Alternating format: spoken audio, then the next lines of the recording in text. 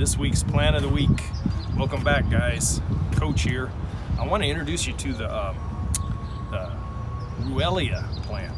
Kind of a hardy, semi-hardy. Let me do, as far as cold tolerance goes, it's semi-hardy. Down to about zone 9, okay? And it tends to, below that, it'll tend to die down to the ground. And oftentimes, though, it pops back up. Ruellia is known for this right here. It's known for its deep-throated purple flowers. That's why this one's called Purple Showers. And it blooms summer into fall. It's just now getting its bloom on right now.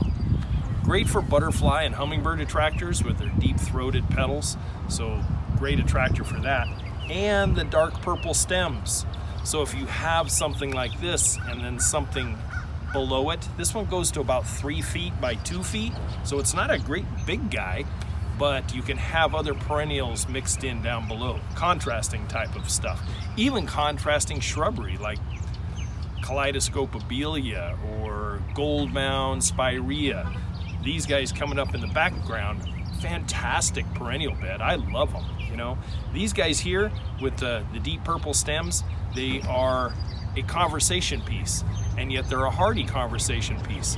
I like them in containers. I also like them in the ground, and they do well with fertilization. I would say containers once a month, in the ground every other month.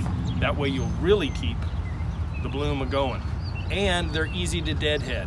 They also take shearing, but let me take that back. Not shearing, nip and tuck, in order to produce more flowers and to keep things not quite so leggy.